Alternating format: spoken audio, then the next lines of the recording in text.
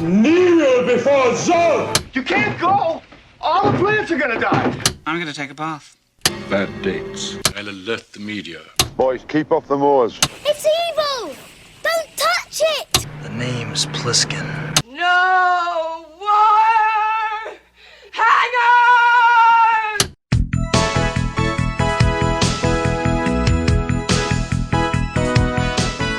Welcome to Vintage Video, where we're rewatching the 80s so you don't have to. We'll be reviewing every major film release of the 1980s in chronological order, overanalyzing what you've seen and spoiling what you haven't. I'm Patrick O'Reilly. I'm Jesse Bayless. And I'm Richard Wells. And today we're discussing ... All the Marbles, released October 16th, 1981. It was written by Mel Frohman with uncredited work from Michael Barrie, Leigh Chapman, Rich Eustis, and Jim Mulholland, directed by Robert Aldrich, and released by United Artists. I don't think you're meant to say ... Well, are you supposed to pause before you say the title? Yeah, obviously everyone knows that and you're about to say the discussing title. All the Marbles. There you go. See, you got it. Now I understand. Do you remember the last movie we had with an ellipses in the title? I don't. Oh, it was at the end though. It was at the end. I mean, who puts it at the beginning? I don't understand it. I don't understand the title choice either, let alone the ellipses or their placement. There's three things wrong with this title. What was that movie? What was the word before the ... Out. Why does that not help me? Because it was a long time ago. Oh no, I don't know. The word before out was ran. When time ran out. There you go. That had an ellipsis? It did at the end, yeah. Wow. I remember because Jess made me pronounce it then too. Mel Frohman originally based the film's story on Abe Polonsky's 1947 film Body and Soul and sought out Robert Aldrich, who had served as assistant director on that film. So this is an Abe Frohman collaboration? Yes, exactly. The Sausage King of Chicago?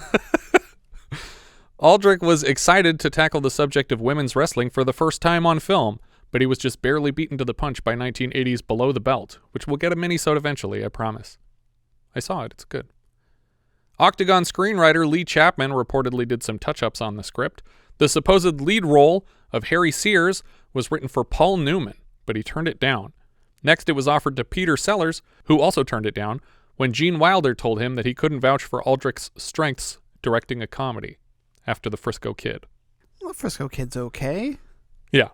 I think Aldrich's daughter took some offense to that, too. That was just like, excuse me, my father has directed other sports-related films, and that's not really fair. Aldrich's son suggested Peter Falk, who eventually accepted the part. Supposedly, Kathleen Turner had auditioned for one of the wrestlers, but wound up cast in Body Heat first and withdrew from this project. Well, that is probably a very good career move. Much better choice, I think. The four actresses who do most of the film's wrestling were cast on the strength of their acting abilities and then sent to wrestling school and trained by former women's world wrestling champ Mildred Burke, who gets a special thanks in the film's credits. I'm gonna need a lot of help here, and I should probably apologize in advance. Sure. I am incredibly confused about women's wrestling in this movie, and we will discuss some of that. Okay, it might be based on the fact that the only other reference to women's wrestling that I have is Glow. Yeah, but I'm very confused. Yes, we will dig into what I think is some of your confusion. Okay. The marketing budget alone ballooned to $7 million because MGM had so much confidence in the film. Wow. Just days before its release, MGM even announced a sequel entitled California Dolls Go to Japan, but the film's $1.7 million box office take in its first week and the death of director Aldrich from kidney failure during a surgery ultimately dissolved the sequel plans. Well, that's where I thought the movie was going to go initially. Right, yeah. Like when Clyde comes up to him, I was like, oh, okay, here we go. Yeah. Overseas, the film was retitled The California Dolls and performed well, even winning Best International Picture at Japan's Hochi Film Awards. Well, that's what it should have been called everywhere. Right, exactly. The film went on to directly inspire Glow, the Gorgeous Ladies of Wrestling, 5 years later, which paid homage to the film with the character of California Doll in the first 2 seasons. And even the manager is very, very much like Peter Falk in this. Yes, in Glow. yeah. Well, I'm talking about the actual glow. Oh, okay. Yeah. Glow, the wrestling show, was revived on television in 2001 and then as a documentary in 2012, which in turn inspired the Netflix series, a fictionalized retelling of Glow's formation, which was unceremoniously canceled right before production started on their fourth and intended final season. We start at an empty wrestling venue, the Akron Arena, after hours. We can hear a distant thumping and then some jazzy music, and suddenly the room is full of spectators and a match is in full swing. A lady wrestler has another in a headlock, and she's encouraged ringside by her manager, Harry, played by Peter Falk. The crowd is going wild for it. After the match, Harry collects their pay from the owner and offers his girls up for a Thanksgiving Day show, but he doesn't look receptive to the idea. Later, we see Harry's wrestlers, Iris and Molly, come out of a locker room and annoyed to hear that Thanksgiving will probably not work out for them. He offers to take them to dinner, but they want something fancier. For once, can't we eat at a place with a tablecloth? It's okay with me, but those frills cost money. His car burps up a huge cloud of smoke, and the girls suggest he replace his muffler, and he repeats his mantra. Don't you think it's about time we got a new muffler? Just remember, those frills cost money. On the road, Harry speaks in mostly short rhymes and quotes, and they ask him where he gets them all. We cut to another wrestling match, and Iris is injured and leaves Molly to fend for herself against a double team in the ring. From the sidelines, a promoter, Clyde Yamashito, played by Clyde Kusatsu, watches the match through binoculars for some reason. I don't know why he's so far away. Yeah. After the match, a doctor assures them that Iris hasn't broken any bones. Yamashita stops Harry outside the locker room to extend an offer to bring the girls to Japan for big money. And that, again, what I said before was, I immediately thought, okay, here That's we go. where this is going. They're going to have a series of bad fights. They're not going to make any money. They're going to fly to Japan. Yeah. And that was originally going to be the entire plot of the second movie, is that they succeed in this one, they go to Japan, they become superstars, and then the third film, if they got that far, would have been about their decline or their phasing out of wrestling. I feel like they should have skipped to the Japan part. I think that's a more... I agree. A more interesting, maybe at least a more unique story. Yeah. In the locker room, Molly offers Iris her choice from a big case of pills. Iris warns Molly against mindlessly ingesting these pills, while also mindlessly ingesting one of them herself, and Molly reluctantly agrees that she should be more careful with them. Harry goes to visit this venue's owner, Eddie Cisco, played by Burt Young, to collect their pay for the night. He points out to Eddie's henchman Jerome, played by Lenny Montana, that the pay is $20 short. They inform Harry that they now charge for linen service. Harry doesn't accept that and refuses to leave without his money, but when they physically threaten him, he leaves and refuses to come back. On their way out, he spots Eddie's car in the parking lot and takes a baseball bat to it. That night, Molly starts crying in bed that this career seems like a dead end. She considers returning to the retail job she worked before this, or maybe even night school. Iris tells her it will be lonely without her and Harry. The next morning, Harry is on a motel phone with a promoter when Iris knocks at the door with some coffee. She finds a topless woman in his room and insinuates that Harry is good friends with Robert Redford before leaving. Harry, Robert Redford called again. Now, I told him you couldn't be disturbed. You mean you really do know him? Iris, out. Just leaving. I wish that after this line they had Iris out of the scene. He's just like, Iris out. But instead, we just cut to the adjoining room where Molly is cracking up listening to Harry's flirting with her ear to the wall. Later, from a snow-covered payphone, Harry calls an associate named Solly. Is it Solly? Solly, okay. Yeah. To pitch her on a deal with the girls, the California Dolls. Apparently, Solly has heard of them. Solly tells him to call back in June, 8 months away, and Harry is livid. Back on the road, Harry hands Molly some pills that he managed to procure for her somewhere along the way, but he warns her not to overdo it. Later, we see Harry driving alongside the girls as they jog on a rainy country road. He suggests maybe they could dye their hair to add some flavor to the show, but they remind him that they don't participate in those kinds of gimmicks. He drives off without them, and they find him skipping stones on a lake down the road. Didn't we have... We've had people training with running alongside a car before. Oh, I remember. Yep. I remember. Do you remember the last time somebody ran alongside the car being driven next to them? Do you know it? I know one. Okay, I'm going to say Mommy Dearest. Yeah, that was the one I was thinking of. I think we had one before that too, though. Where someone was running and another person was driving next to them? I feel like we had another one, but I don't remember what it is. I'm drawing a blank on it, but I do remember Retanya Alda driving. Yeah, I definitely remember that one. Yeah. Tonight they're fighting the champs, the Toledo Tigers, but it's not a ranked match, it's an exhibition match. He assures them it's still a big step up. Their manager is a former Olympic coach named Big John Stanley. They grab lunch at Wendy's, and it looks surprisingly unappetizing. I was like, was this just sitting on the table for a really long time before they started eating, or did Wendy's used to look like trash? Because I love Wendy's now.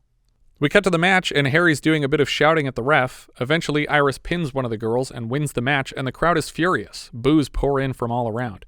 Even Big John Stanley, the opponent's coach, is confused why the match went this way. We learn in the locker room later that the Toledo Tigers were under the impression that they were supposed to win this fight, which speaks to one of the failings of the film. Yeah.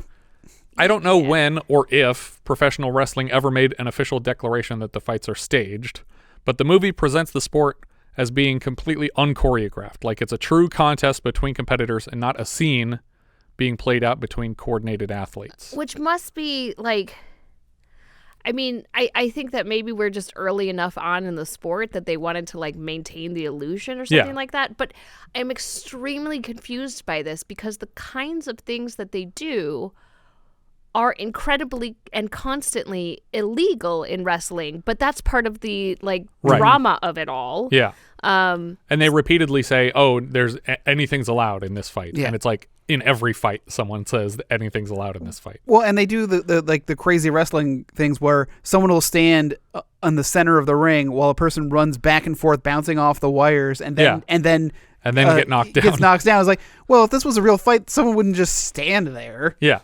Yeah. No, I mean, it's kayfabe, but it's weird that behind the scenes they're acting like, oh, we just happened to beat you, and that's your problem. And it's like, okay, then you guys are assholes. If you came here under the agreement that we would win this match, and then you just beat us in the ring, even though we were supposed to win the match, then that's not like, that's not a feat of strength. That's like, you guys cheated because we had an agreement, and you went out on it. Right. So are they just not in on it? No, I think they're just pretending that wrestling is real. It's 100% real, and this is just what it happens to look like. It's so confusing in the universe of this film. Yeah, it's very confusing to me. It was so distracting throughout the entire film that I just couldn't get past it. That I'm like, I'm waiting to understand how these matches could be real. Yeah, but they're not real. And obviously Glow does a much better job. The Netflix series does a much better job of explaining how even there could be a situation where someone would refuse to lose a fight that they were supposed to lose because it's played up dramatically. Right. And it's established between the characters that it's like, yes, you know, we're performing an act, but it's also like very athletic and we make adjustments on the fly within a match and stuff like that. But this makes it seem like, no, we're just competing, and whoever happens to win wins the match. And it's like, that's not how this works. These are also like, okay, so wrestling is a real sport. Like, yes, like, but it looks nothing like this. Like, not like WWE, like, not any of that stuff. Real wrestling, like, if you go back to, like, high school wrestling. Yeah. Greco-Roman. They're just, like, rolling around on the floor, pinning each other down and stuff. Yeah. That's real wrestling. This is the other thing. This is not that. So I guess I'm just so baffled by all these bonkers moves where they're like jumping off of things and pulling hair and like, are they actually beating each other up? I think that they want you to treat this like you would watching a WrestleMania fight and pretending that that's real and pretending that this is real in the same way. But the fact that we watch them between the fights talk and act like it's all real makes that weird. I agree. Yeah, I was very confused what I was supposed to feel during the fights. It's like, I don't know if there are actual stakes. Yeah, is this all planned? It's not like Rocky, where it's like, okay, I know what boxing is, and I know that this is a literal fight. Yeah. And this, like, when they talk about, because after the scene in the locker room, they said, like, oh, we were supposed to win that fight. This is our home turf. Yeah, and obviously the room was very upset that they didn't win the fight. Yeah, and their coach comes in, and he even says, hey, I told Harry if he could swing it, but if he felt that it was necessary for us to lose, we would lose. Yeah. When the girls meet in the locker room together, they are picking on each other back and forth until another fight breaks out. One of the Tigers breaks a stool across Harry's forehead. During another match in the ring, Harry climbs through the ropes with sunglasses and a cane to imply the ref's blindness and is ejected from the arena. Between venues, we see the California Dolls pushing Harry in his car down the road. Driving later, Harry tells the girls the next venue has agreed to a payday of 5 big ones, by which I assume he means $500.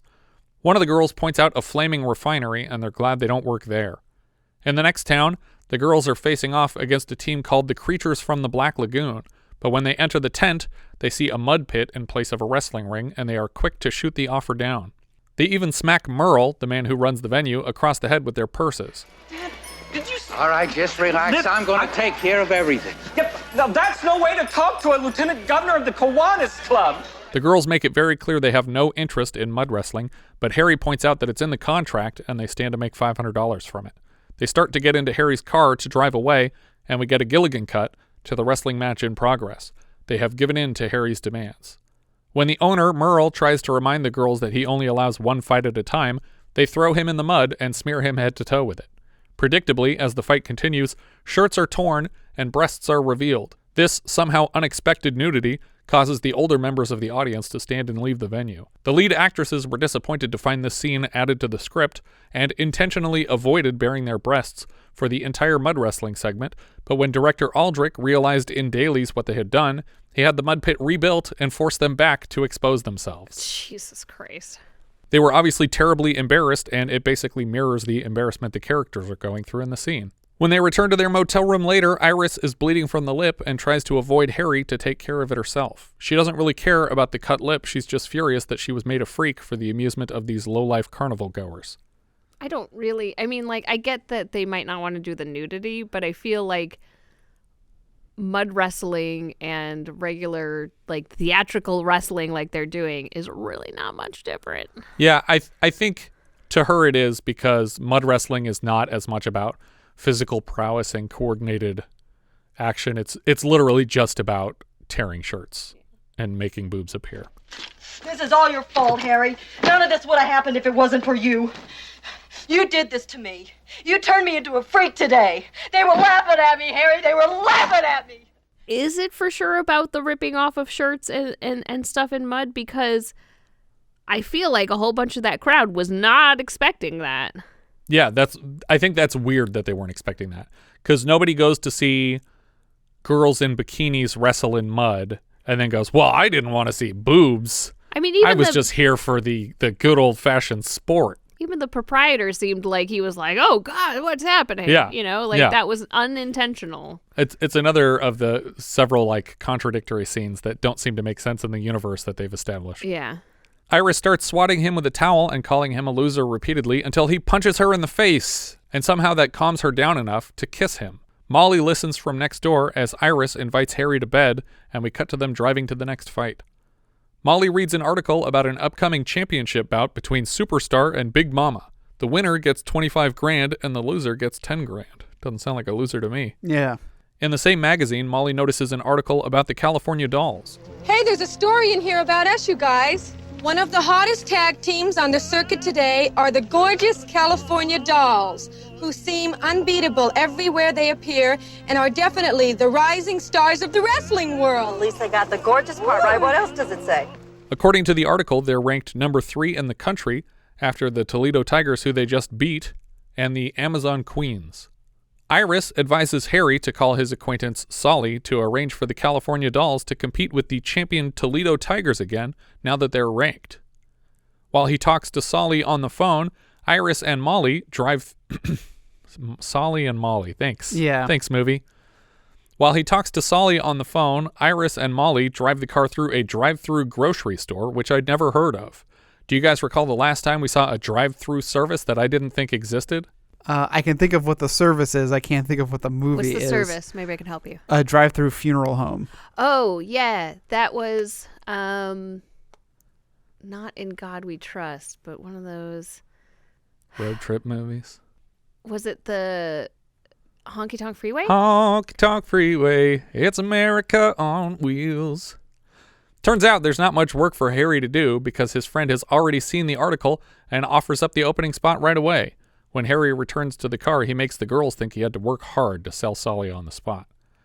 We cut right to the main event fight between the California Dolls and Toledo Tigers. As often as the girls are close to his corner, Harry reminds them there are apparently no rules for this type of match. Anything goes. One of the Tigers keeps kneeling on Molly's neck until Iris runs out into the ring to kick her away and rescue her partner. Harry is mad at the ref for not calling all the hair pull moves, but he himself said there are no rules and anything goes. Eventually, both tigers are attacking Iris at once, and Molly storms back in to pull them away. They manage to pin her down for a 3 count, and the match is over, but Harry jumps into the ring to shout at the ref for not calling several penalties that would have made a difference. While they recover in the locker room later, Solly leads Eddie Cisco and his goon into the room. How you doing, Eddie? What brought you all the way from Ohio? Not my Mercedes. Seems I developed car trouble. Oh, that's too bad. You ought to join the auto club. In discussing the match, the dolls suggest that the ref was paid to throw the match to the Tigers. The girls are dismissive of Eddie's flirtations, and offhand he mentions that he's organizing the championship match in Reno and was thinking about them for the event. I don't remember if this is the scene or if it's a scene later where Harry sees Luca Brasi and says, "It's like, I saw your picture in the post office. You look great." He's like, he goes, "Thanks." "Thank you." Yeah. He doesn't get it at all. Like earlier when he's like, "Oh, we're charging for the linens now." And he's like, "You really think you forgot you're charging for linens now?" And he's like, "Shut up." We cut right to Iris having dinner with Eddie and pitching the dolls for the Reno match. After all, who else is he going to go with? How about Thunder Thighs and the Madam? Have you seen Thunder Thighs lately?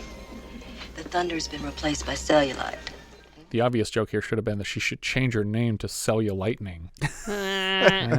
She insists the dolls are his best option and could even pitch the dolls and Tigers as bitter rivals, which they kind of are. To sweeten the pot, she offers to go out dancing with Eddie. She spends the whole night with him, and in the morning returns to the motel room to announce the match is on. Harry is furious to learn she's been with Eddie all night and slaps her hard across the face so she returns the favor. Don't you ever touch me again, Harry.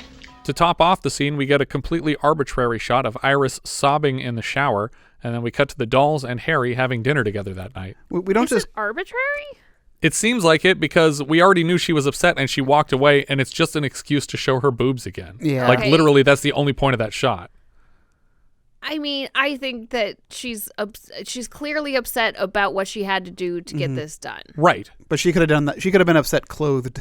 Yeah. Fair enough. I think it was think clear it's before. Arbitrary. I just felt like it was another excuse for the director to be like, hold on, take off your clothes and we're going to shoot one more scene of you crying so people know you were sad. And it's like, she just slapped him and stormed out of the room. Like, we know she's sad. Well, no, that was expressing her anger at him for essentially like insulting her for doing what she thought she had to do to help them succeed. Yeah. I think being upset about what she had to do herself is a different emotion. And I think it's good that they showed it. It didn't have to be in the shower. Yeah. And even if it were in the shower, it didn't have to be framed the way that it was, where it was literally just a profile shot with her holding her arms up high enough so that we could see her boobs while she's crying.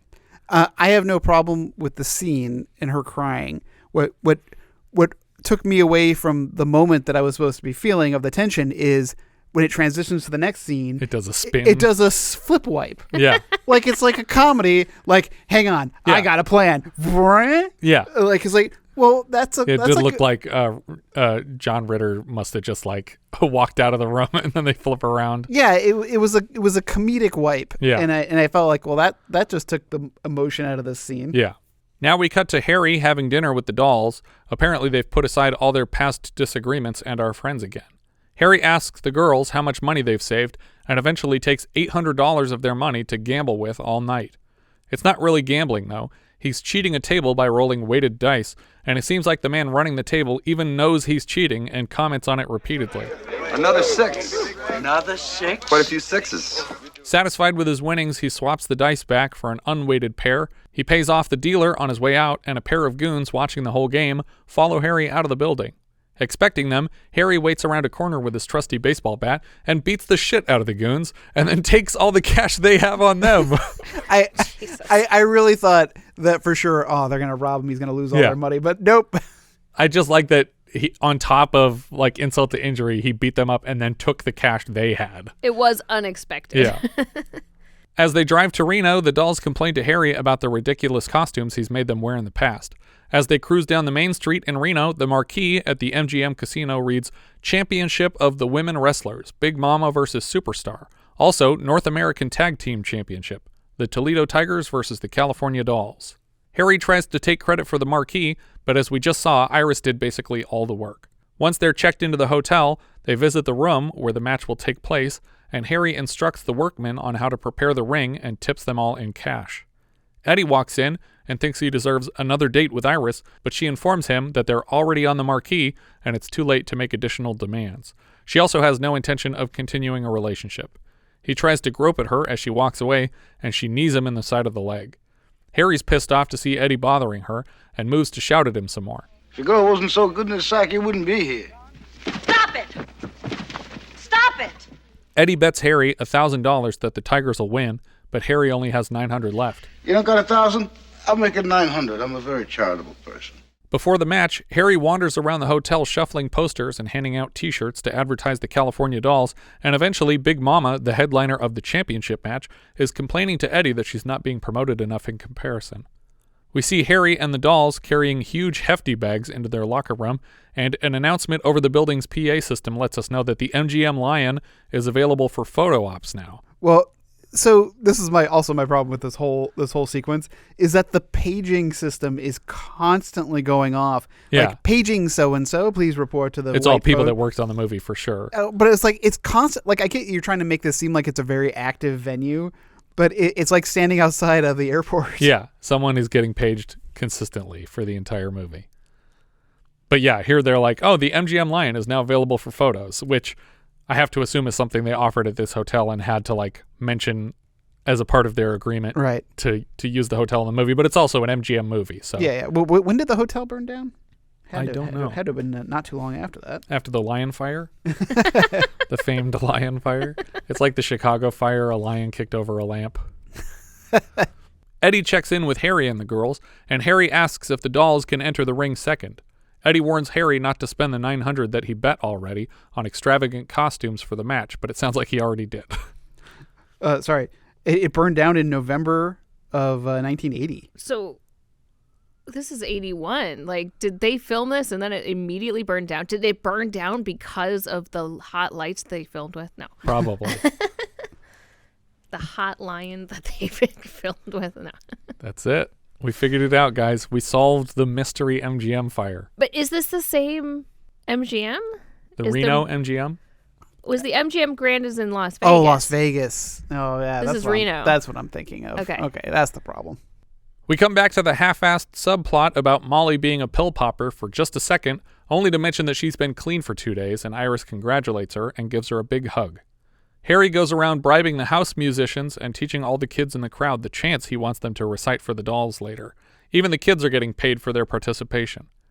Right before the match, we see the referee for the final round, played by Richard Jaeckel, double-checking the ring.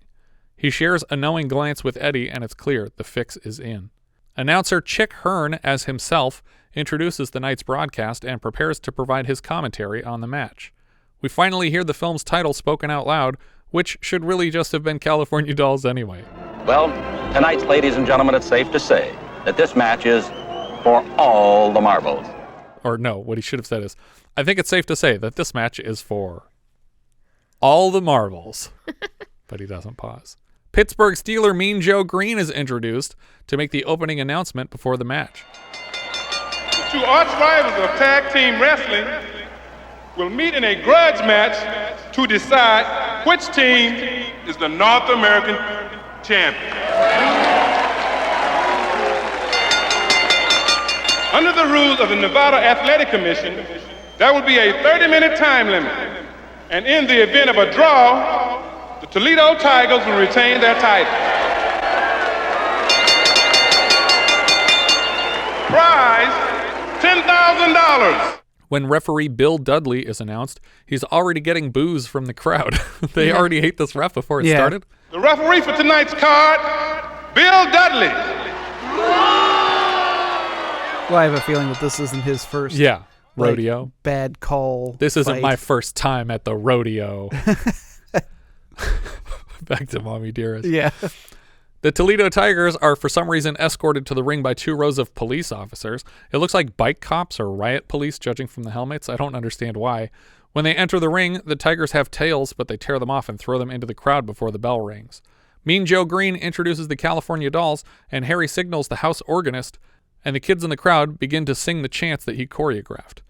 The music changes, and now the crowd is singing a whole pre-written song as the dolls, in crazy shimmering silvery butterfly costumes, are carried into the ring by shirtless male models. But why male models? You serious? I just told you that a moment ago. Again, as soon as they're in the ring, they start to disassemble their costumes down to the practical wrestling costumes beneath. Back in her dressing room, Big Mama is very annoyed at all the attention the girls are getting. Right off the bat, Iris is mopping the floor with one of the tigers. The ref calls Iris for a chokehold. The tiger gets a hold of Iris's hair and calls her partner into the ring. The ref refuses to call anything until Molly enters, and suddenly he's upset. Molly has the tiger pinned for what seems like a 3 count, but the ref is counting slow, and the crowd doesn't like it.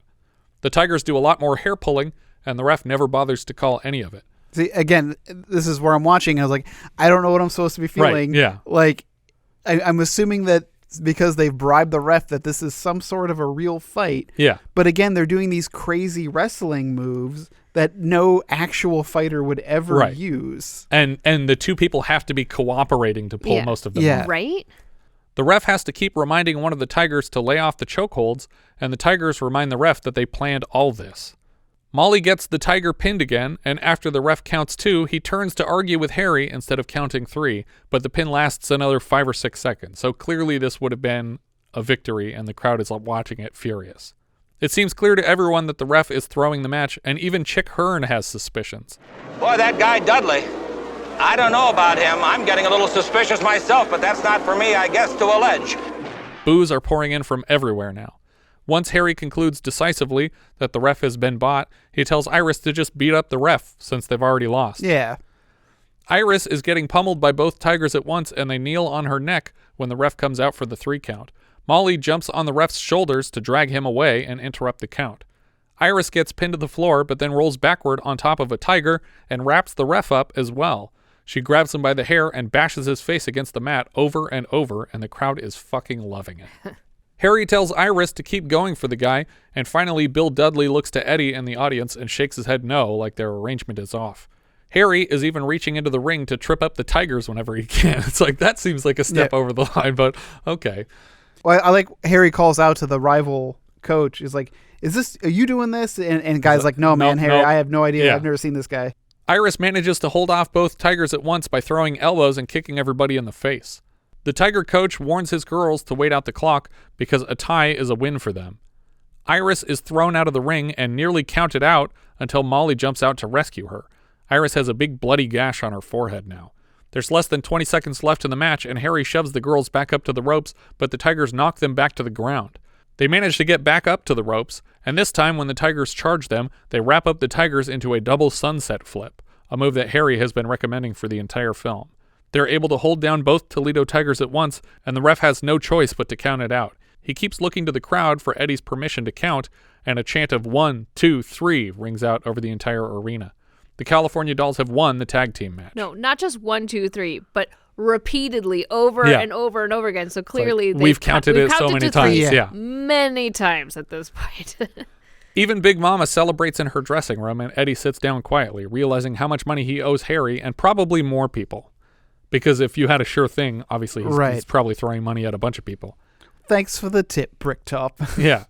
If I toss a dog a bone, I want to know if it tastes good or not. You stop me again whilst I'm walking, I'll cut your fucking Jacobs off. Oh, he's so great. That guy's not in enough stuff. No. I basically just know that and An American Werewolf in London. Like, those are the only 2 Bricktop movies I can think of. Because he was like the taxi driver who was like, oh, did you hear all those people got murdered last night? Eddie hands over Harry's winnings, and Harry punches him in the gut. The Tigers coach tells the girls that they'll win their championship back, and the girls all shake hands. The winners and new tag team champions of North America, the California Dolls. Mean Joe Green waves their cash winnings in the air, and Harry takes them from the man. A California flag unfurls from the ceiling, and everyone starts singing Al Jolson's California Here I Come. We're going to get more Al Jolson in our next record, actually. I also like that the coach of the Tigers says, look, you were the champs, and you'll be again the champs again 3 months from now, so act like it. Yeah. Iris and Molly are sobbing with happiness. Oh, Harry, we did it. We won. We're the best.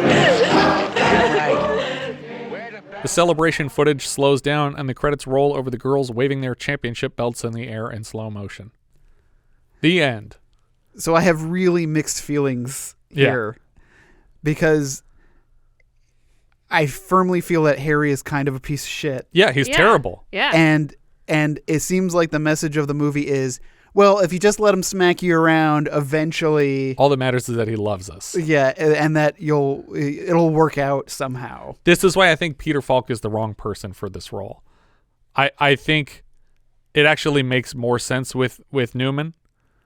I think because he seems more like a conflicted type of guy in movies. Like sometimes he's a good guy and sometimes he's a bad guy. Sure. But Peter Falk is almost always the good guy, and he's like such a sweetheart all the time that we're expected to just like they're counting on us falling in love with him and his charisma. That's what smoothing I was going to say. over the slaps. If you wanted to put those two in front of me and said which one are you going to love, even if he's kind of a dick, it's definitely going to be Paul Newman.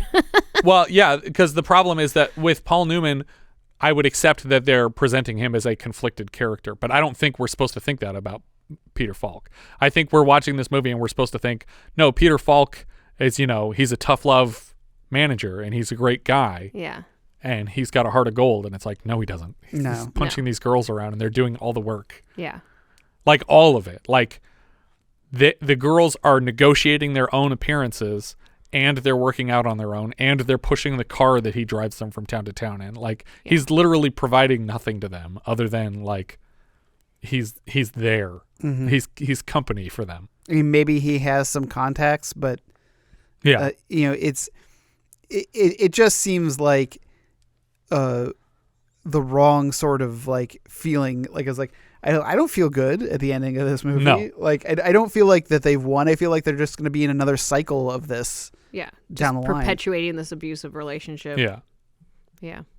Although maybe as they get, to be bigger and bigger names, that they have a little bit more say in how things are done in their careers compared to now, where they're just struggling for everything. We'll never know because we didn't make it to Japan. And we didn't get that second movie out of it.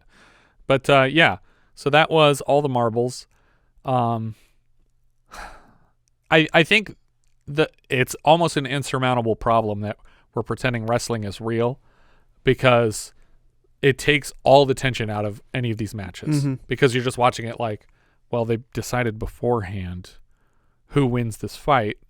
So it's just us like waiting to see who was supposed to win it, or we're supposed to believe that these fights just look like this, the way they're being performed in a contest. And it's just terribly distracting, because if it's totally real, I'm actually very concerned about literally everyone in these fights and what's happening to them. Yeah. Like smashing that referee's face repeatedly against the ground. He deserved it though. Yeah, but the kinds of things that they're doing would kill someone. Yeah.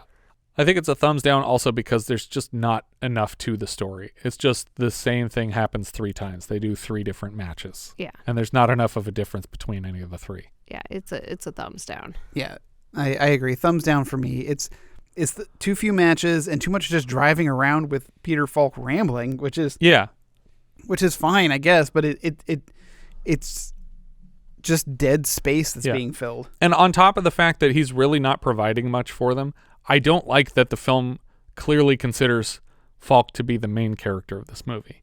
Where it's like, it's a movie about 2 lady wrestlers going from town to town, but the focus of the film is on their manager, who isn't really doing anything for them.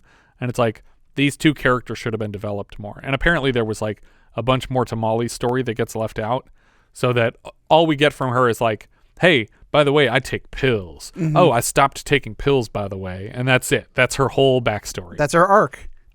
Yeah, I took some pills and I no stopped. longer take pills. Yeah. And that's literally the only 2 scenes where we mention the pills at all. Because Iris is the one who is vocally feeling humiliated for the mud wrestling. And is in a relationship with Falk, it seems. I guess. Like sometimes she's okay with him having a girl in the room, and other times they're clearly flirting like they're in a relationship. I felt it was, in that scene, it was just more like, I just need some comfort. Yeah. But then, Iris is also the one who goes to Eddie Cisco and sleeps with him to get their gig. Right. Which, again, I'm not saying that that's what you should do or should have to do. Right. Like, if anything, that's like, again, against the message of like, just just have sex with a sleazy guy to get your name up in lights. Yeah. I mean, that's what you got to do, right? Yeah, and it's a sad ending for Eddie Cisco because he'll have to sleep with more women later and bet on different matches. Yeah, I needed a little bit more. Like, I really love the movie Diggstown, and because I feel like that movie keeps you guessing. But again, that's real fighting for the most part. Because it is also about rigging boxing matches because it's con man versus con man. Yeah. It's a great movie, Diggstown, by the way. If you haven't seen Diggstown, it's a lot of fun. I actually was going to recommend Below the Belt, which I mentioned. You can find it on YouTube pretty easily. But that one is like a group of 4 girls that are driving around and coordinating their own matches and managing themselves. And it's just a really great story about these 4 people who are friends but also wrestlers. And it feels like a more authentic look at behind the scenes of this lifestyle.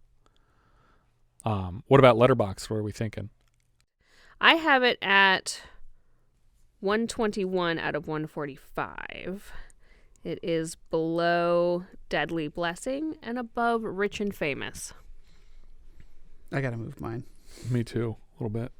What, did I influence you guys? No, just after talking about it, I realized that I liked it less than I thought.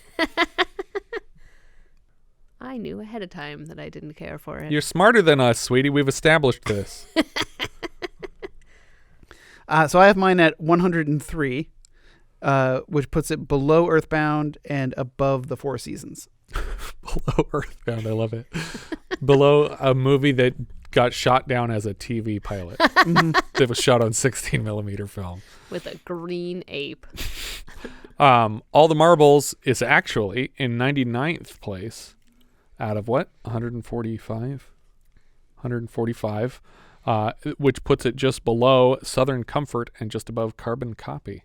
Our director here was Robert Aldrich. Earlier this season, he was briefly attached to Death Hunt before he was removed from the position by producers. He also has lots of high-profile titles like Kiss Me Deadly, Whatever Happened to Baby Jane, Dirty Dozen, Flight of the Phoenix, the original Flight of the Phoenix, Emperor of the North, the original Longest Yard, and The Frisco Kid. This was his final director credit. Writer Mel Frohman, not much I recognized. Another writer, Michael Barrie. He was a writer on 1,800-plus episodes of The Late Show with David Letterman, and he has screenplay credits on Oscar and Bad Boys, the first Bad Boys movie. The other writer credit went to Leigh Chapman, who also wrote The Octagon last season, and King of the Mountain earlier this season. Another writing credit for Rich Eustis, who created the TV show Head of the Class, and the last writing credit is for Jim Mulholland, a writing partner of Michael Barrie's with the same Late Show, Oscar, and Bad Boys credits. The music here came from Frank DeVol. He was the composer of Kiss Me Deadly, Cat Ballou, The Dirty Dozen, Emperor of the North, The Longest Yard, The Frisco Kid, and Herbie Goes Bananas.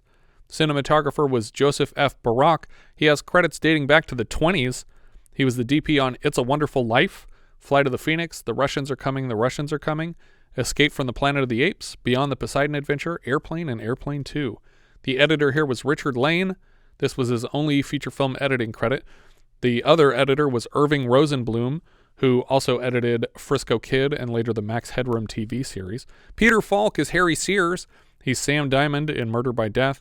Vince Ricardo in The In-Laws, and we saw him earlier this season in The Great Muppet Caper. He's probably best known as Columbo, or for his appearance in The Princess Bride as the grandfather reading the story. And actually, Columbo, I just saw, is getting a full Blu-ray release. The whole series is getting one from, I think, Kino Lorber or somewhere. But that's amazing. I love it. Vicki Frederick played Iris. She played a woman golfer in Coast to Coast. Sorry, was she actually labeled a woman golfer in the credits? Is that why you said it that way? Because you're saying she. I don't feel like you need the qualifier. She's credited as woman golfer in Coast to Coast. She's Claire in Body Rock and Jewel in Chopper Chicks in Zombie Town. Laurene Landon played Molly. She's Teresa Mallory in Maniac Cop and Maniac Cop 2. We saw her last as Blondie in Full Moon High for director Larry Cohen, with whom she shared a lifelong friendship. I read somewhere that the pill-popping story is all that's left of a much more complicated arc that originally involved abuse as a child and potentially a girlfriend that would have been involved in the story, but all that stuff was obviously written out, and they were just like, just mention pills twice, that'll be enough. Burt Young played Eddie Cisco. He was Paulie in Rocky, Curly in Chinatown, and we saw him last as Sergeant Royko in Blood Beach. He had previously worked with Aldrich on 1977's The Choir Boys and Twilight's Last Gleaming. Tracy Reed played Diane, one of the Toledo Tigers. She was Mona in Car Wash and Marianne in the 86 Running Scared. She was also MacGyver's love interest in Slow Death, the train episode. Oh. Ursaline Bryant played June, the other Toledo Tiger. She was Captain Tryla Scott in Star Trek The Next Generation episode Conspiracy. Richard Jaeckel played Bill Dudley. We saw him first as PFC Frank Flynn in Sands of Iwo Jima. He also played Sonny Stein and Arthur Scott in Jaws ripoffs Mako, The Jaws of Death, and Grizzly. He's Chuck in Mr. No Legs from The People Who Brought You Flipper. He's Detective Dave Mooney in Bud Cardos and Toby Hooper's co-directed The Dark. And we also saw him last season as Shepard in Herbie Goes Bananas, and more recently as Commander Vince Elliott in The Green Slime. The perpetual fuck-up Vince Elliott plays the referee here. Later, he's George Fox in Starman, and finally Ben Edwards in 28 episodes of Baywatch. John Hancock played Big John Stanley. He was the Toledo Tigers promoter. He played President Kalundra in First Family last season. He was also Clarence Cromwell in the Black Marble minisode. Lenny Montana was Jerome, Eddie's bodyguard. He's Luca Brasi in The Godfather. He wrote the screenplay for Blood Song. Sing it. Just an old-fashioned blood song. Also starring Richard Jaeckel. I was going to go for a different one. What do you got? Your blood song stands on my mind. Yeah, that's it. That's the one. We've seen him so far in Defiance and Battle Creek Brawl. I think Lenny Montana dies in everything. He died in Godfather, right? Yeah. He dies in Defiance. Does he die in Battle Creek Brawl or just get beat up? Oh, well, he doesn't die in this. Yeah, he does. You see it in the background. Off screen. He has a heart attack in the background. Charlie Dell played Merle Lefevre, open air fair promoter. I think that's the mud wrestling guy, Merle. Yeah. He played Mr. Cross in Invaders from Mars. He's the doorman at Pearson Towers in Fight Club. Chick Hearn played himself. He was a TV reporter here. He usually plays himself in films like White Men Can't Jump, Fletch, and Wrongfully Accused. Cliff Emick played obese promoter. Later this season, he's Mr. Garrett in Halloween 2. Clyde Kasatsu played Clyde Yamashiro. He was the Japanese promoter. He plays Yamashiro in Meteor, back next season in The Challenge. In our last podcast, we saw him in The Golden Triangle and The Wish Child, two fantastic MacGyver episodes. And later, he's Roy Shimamura on Briscoe County Jr. In 2013, he was elected LA local president to the newly merged SAG-AFTRA. Joe Green, Mean Joe Green, is a football player. He plays himself here. He's a legendary defensive lineman for the Pittsburgh Steelers, pop culturally immortalized by a Coca-Cola commercial wherein he tosses a jersey to a kid in exchange for a bottle of Coke. We saw him last season in Smokey and the Bandit 2 when Burt Reynolds pulls up to a Steelers practice and Terry Bradshaw asks him to keep Smokey off Bandit's trail. Hey, Joe! Yeah. Tackle that car. Jonathan Terry played Akron Doctor. He's police captain in Cutter's Way earlier this season. He's Starker in Halloween 3 next season. And later, he's Colonel Glover in Return of the Living Dead 1 and 2. Alvin Hammer played Geisha's doctor. He was foreman in Scrooged. I guess that's just one of the people working on the sets. Yeah. Maybe the guy who won't hold the damn hammering. Angela Ames played Louise, the girl in Harry's Rum. She played a woman at the Babylon Club in Scarface and Miss Vanders in Chopping Mall. Stanley Brock played Myron, Big Mama's promoter. He was Parker in Nickelodeon. We saw him last as the counterman in The Devil and Max Devlin. He's also Coach Dorfman in Longshot, which will get a minisode eventually, but I recognize him most as Uncle Harvey from UHF, who gifts U-62 to George Newman in the first place. Susan Mechner and Leslie Henderson played Creatures 1 and 2, the creatures from the Black Lagoon, for the mud wrestling scene. The creatures are the mud wrestlers from this film, and both actresses also showed up in Stripes earlier this season. Can you guess who they might have played in that? Mud wrestlers? More mud wrestlers. Yeah. That's right. Faith Minton played Big Mama. She was a lady bouncer in Cheech and Chong's next movie, the one that ends up flirting with Pee-wee, remember? Mm-hmm. That's the main wrestling chick in this one. She's also the woman who tried to hold up the grocery store and got knocked into a freezer in All Night Long with Gene Hackman. Mm-hmm. She has stunt credits on Charlie Chan and the Curse of the Dragon Queen, and she's back for stunts in Heartbeeps later this year. Steve White played a bodybuilder. He was Ahmad in Do the Right Thing. Cosmo Sardo played a barber. We saw him last as the second waiter in Same Time Next Year, one of like 6 characters in the movie. Yeah. Ernie Fuentes played Man with Dice. He's credited as Mini Golf Dad in Midnight Madness, Native in Herbie Goes Bananas, and Pool Man in Formula. The pH balance is perfect. The frog is half dead. The frog is half dead. He's half dead from the chlorine. The chlorine is normal. The pH factor is 7.4. That's a perfect balance. I don't care what the pH factor is. I don't want you to put any chlorine in the pool. It's shit. I've been doing this for 17 years. I don't know what the hell I'm doing. Listen, the frog is half dead. That's all you have to know. Don't put any chlorine in there. Later, he's also the store manager in Mac and Me. Susan Barnes played Mrs. Lefevre, Merle's wife, the one who's very disappointed when he returns to the bleachers covered in mud. She played Agent Rogers in Repo Man. She's credited as Harpy in Scrooged. Who is Harpy? Is that the woman who is upset about the... No, that's because that other lady has a censorship credit. No, I believe she is one of the 3 ghouls inside the Ghost of Christmas Yet to Come. Interesting. Okay. Chuck Hicks played a thug. He's a stunt guy with hundreds of credits. So far, we've seen him in Hide in Plain Sight, where he was caught tailing James Caan on the freeway, and then in a minisode for Beyond Evil, where he fought, I think, John Saxon in a hospital. He's also shown up in Bronco Billy, In God We Trust, Raging Bull, and Any Which Way You Can, so far, not including his stunt credits. Mike Mazursky played a referee in Chicago. He was Klondike Pete in Abbott and Costello in Hollywood, Splitface in the 1945 Dick Tracy, Hong Kong Drunk in Around the World in 80 Days, Miner in It's a Mad, Mad, Mad, Mad World, and he's back to play Old Man at Hotel in the 1990 Dick Tracy, 45 years after his first Dick Tracy appearance. Brank Stevens played an extra. She's Linda in Slumber Party Massacre. She shows up in Surf 2, This Is Spinal Tap, Savage Streets, Body Double, Munchie, 1313 Cougar Cult, and Hot Tub Party Massacre. She's in the 1313? Yeah, she is. Aww. I think that one also has, what's her name that was in Graduation Day, and Return of the Living Dead, Scream Queen from the cemetery scene in Return of the Living Dead. Oh, God, why can't I think of her name? I want to say it begins with an L, but that could be wrong. It definitely does. It's Linnea Quigley. Linnea Quigley, there you go. Oh, and Jonathan Terry is on that too. Linnea Quigley Down Under. Wait, Jonathan Terry's in what, 1313 Cougar Cult? No, Return of the Living Dead.